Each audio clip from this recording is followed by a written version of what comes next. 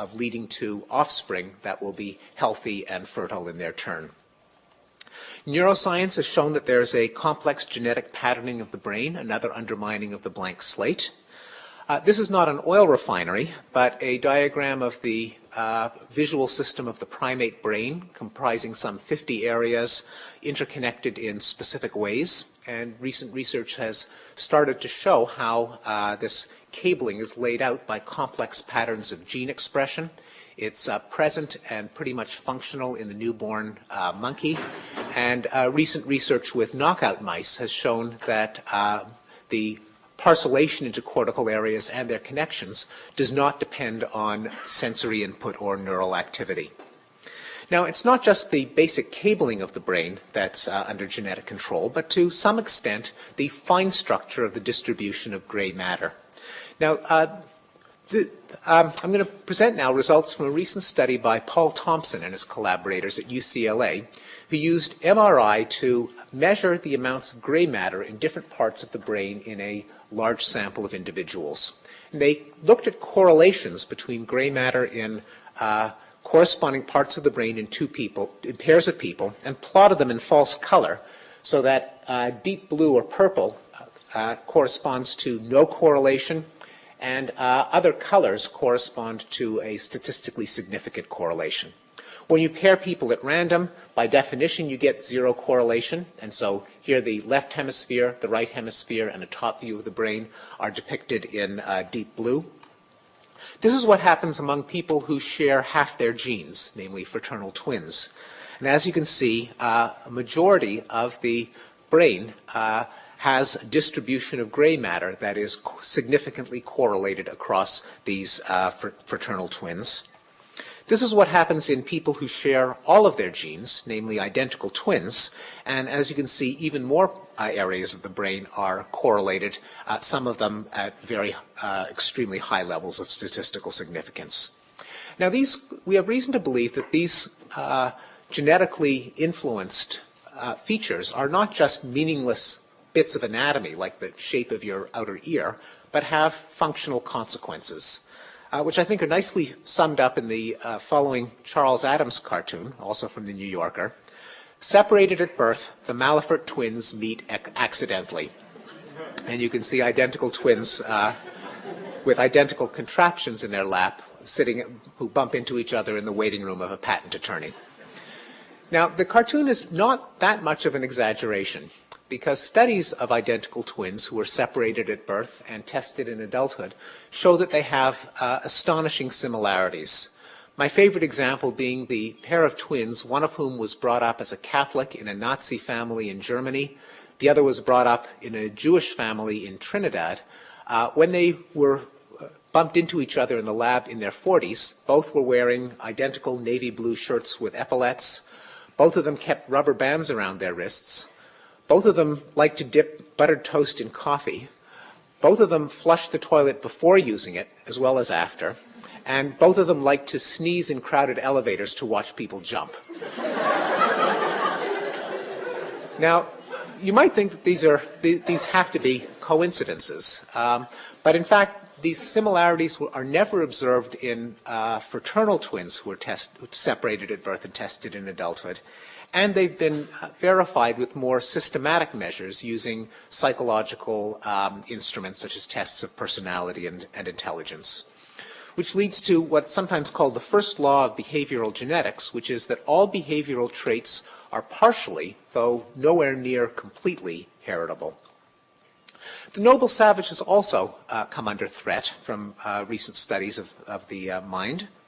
Behavioral genetics has shown that among the heritable traits are having an antagonistic personality, a tendency to violent crime in certain circumstances, and psychopathy or the lack of a conscience. Neuroscience has shown that there are brain mechanisms associated with aggression, and evolutionary psychology and anthropology have underscored the ubiquity of conflict in human societies. Now, here's a graph from the archaeologist Lawrence Keeley, which plots the percentage of male deaths due to warfare in a variety of societies. The red bars correspond to a number of pre-state societies, hunter-gatherer and hunter-horticultural societies in the Amazon rainforest and New Guinea highlands. And they range from about a 10% chance that a man will die at the hands of another man, as opposed to dying of natural causes, to almost a 60% chance that that's how a man will meet his end. The tiny little blue bar at the bottom of the graph plots the corresponding statistic for the United States and Europe in the 20th century, and it includes all of the casualties from 2 world wars. So, not to put too fine a point on it, but when it comes to life in a state of nature, Hobbes was right, Rousseau was wrong. Now, what about our culture? Has human nature changed in Western democracies where we enjoy this comparatively low rate of violent death?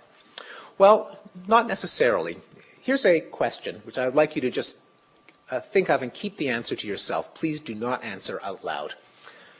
Have you ever thought about killing someone you don't like? Please keep the answer to yourself. Now, we psychologists are a nosy bunch, and several psychologists have asked samples of people, have you ever fantasized about killing someone that you don't like? And the answer is that about a third of men and 15% of women frequently think about killing people they don't like. And about 3/4 of men and more than 60% of women at least occasionally fantasize about killing people they don't like. And I know what some of you are thinking, yeah, and the rest of them are lying. But it's the ghost in the machine, I think, that has been undergone the severest threat.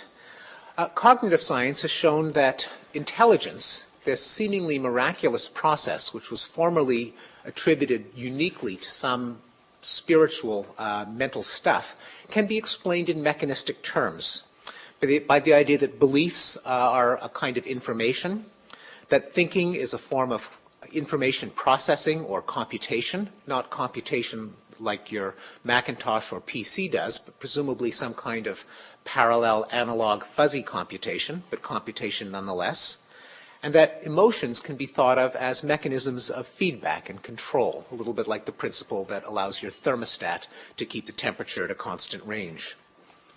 Artificial intelligence has confirmed that intelligent behavior can be carried out by a mechanism, most famously in the defeat of the world chess champion Garry Kasparov by the computer known as Deep Blue.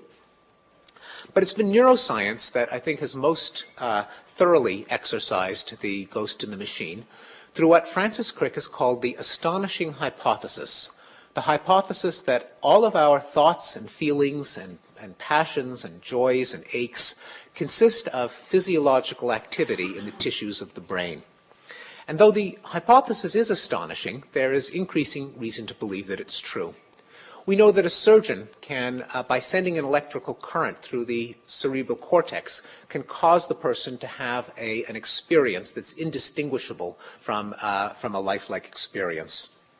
We know that chemistry can affect consciousness, as when people take drugs with psychological effects. When a surgeon severs the corpus callosum and disconnects the 2 cerebral hemispheres, the result can be 2 largely independent consciousnesses co-residing in one skull, as if the soul can be bisected with a knife. We know that damage to the brain can eliminate a part of the person's mental life and can leave a patient unable to appreciate music or to make a moral choice. So Descartes was wrong when he said that the mind is one and indivisible. We know that the brain has a staggering complexity, 100 billion neurons interconnected by 100 trillion connections, which is fully commensurate with the staggering complexity of human thought and behavior. Finally, we have every reason to believe that when the brain dies, the person goes out of existence.